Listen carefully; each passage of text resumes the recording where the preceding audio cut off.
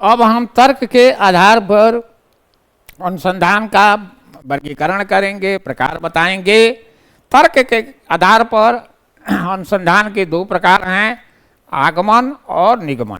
आगमन में हम सामान्य के तरफ बढ़ते हैं, सामान्य निष्कर्ष निकालते हैं, विभिन्न अनुभवों से, विभिन्न उदाहरणों से सामान्य की तरफ जाते हैं।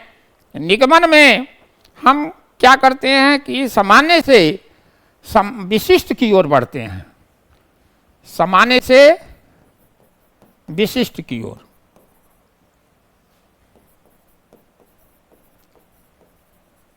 और इसमें आगमन में विविधता से सामान्य की ओर जाते हैं। ये दोनों चीजें हैं जिसको आपको समझना होगा। यानी तर्क के आधार पर आगमन और निगमन। आगमन में विविधता से सामान्य की तरफ जाते हैं और इसमें सामान्य से विशिष्टता की तरफ जाते हैं। नेक्स्ट जो चीजें बताने वाली है वो है कि प्रक्रिया के आधार पर अनुसंधान के कितने वर्गीकरण किए गए हैं। प्रक्रिया के आधार पर, ये तो तर्क के आधार पर था।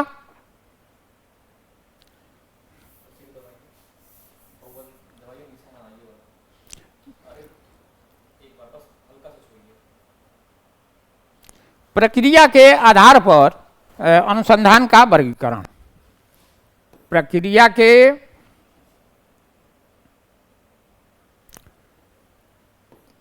प्रक्रिया के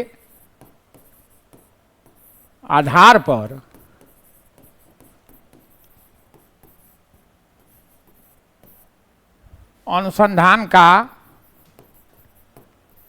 अनुसंधान का प्रकार। प्रक्रिया के आधार पर अनुसंधान का वर्गीकरण जो किया गया है वो मुख्य रूप से तीन है।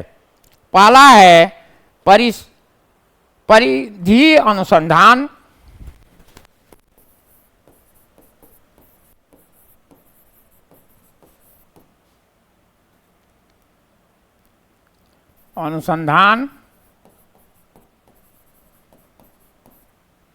दूसरा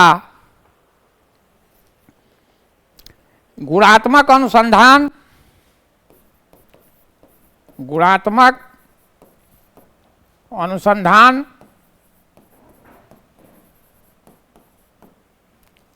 और तीसरा जो है वो है मिश्रित अनुसंधान।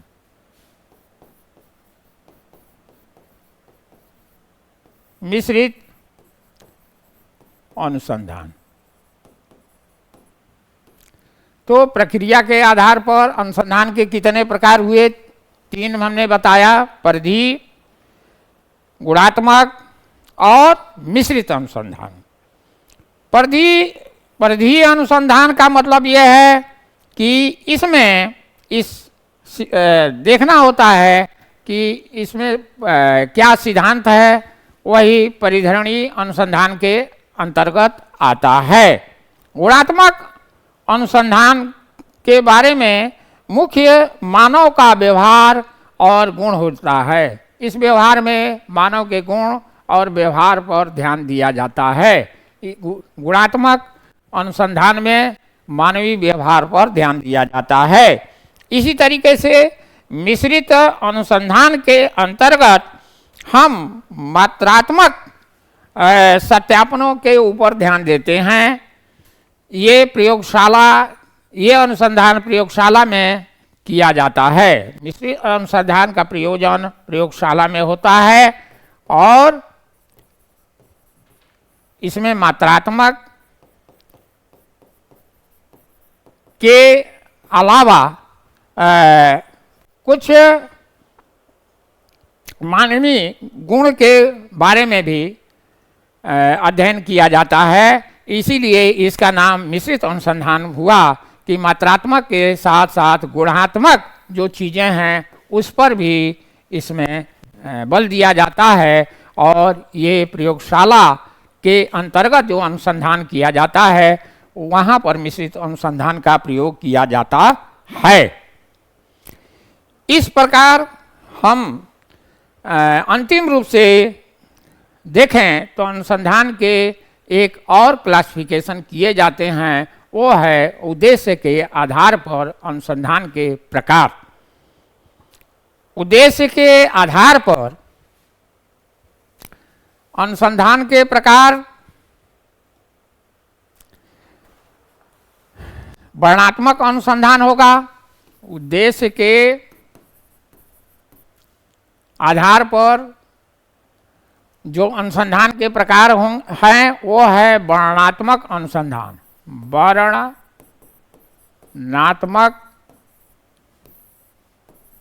अनुसंधान। दूसरा है सहसंबंध अनुसंधान। सहसंबंध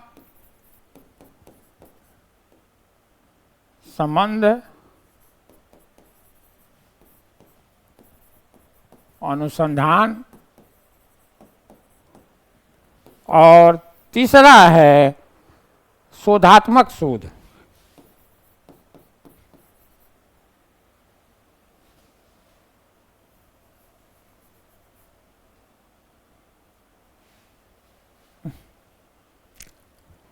शोधात्मक शोध। वर्णनात्मक अनुसंधान लिखे थे,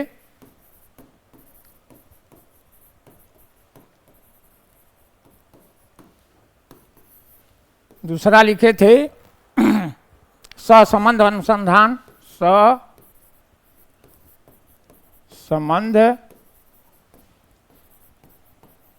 अनुसंधान। और तीसरा है शोधात्मक शोध।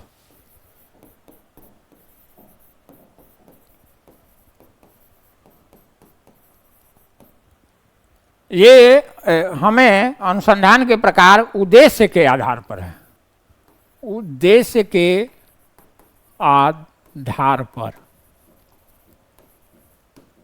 अनुसंधान के प्रकार।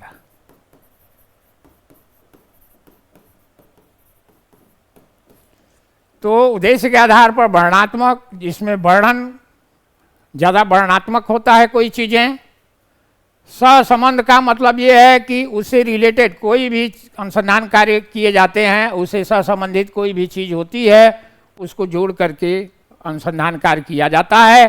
शोधात्मक का मतलब ये है कि हम छोटी छोटी चीज़ों को ले करके कोई निष्कर्ष निकालते हैं, किसी तथ्य के सत्यता पर जाते हैं, वही शोधात्मक शोध के अंतर्गत आता है।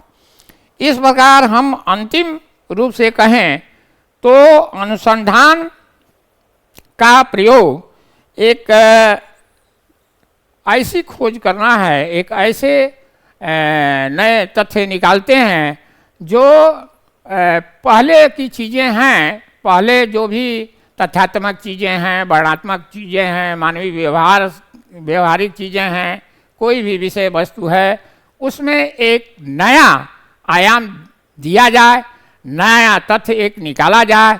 यही अनुसंधान का प्रयोग है, यही अनुसंधान का उद्देश्य है, जिसके लिए पाठ्यक्रम में सम्मिलित किया गया। जय हिंद, जय भारत। आज का पाठ यहीं समाप्त करते हैं। दूसरे दिन हम अनुसंधान के दूसरे अध्याय के अंतर्गत प्रवेश करेंगे और वो प्रवेश का शीर्षक होगा अनुसंधान समस्या का गठन परिकल्पना। अनुसंधान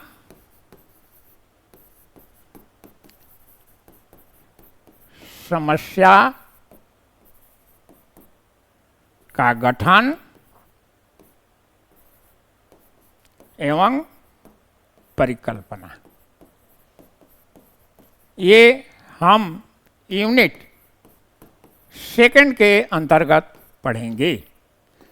प्रथम यूनिट के अंतर्गत यही हमको सार रूप में पढ़ना था।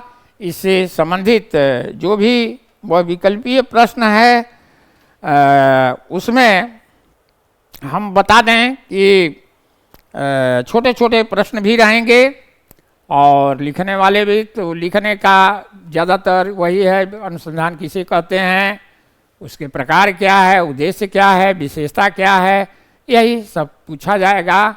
और इसको समझ करके और थोड़ा अध्ययन करके आप परीक्षा के लिए प्रिपेयर हो जाइए, यही हमारी शुभकामना है। जय हिंद, जय भारत।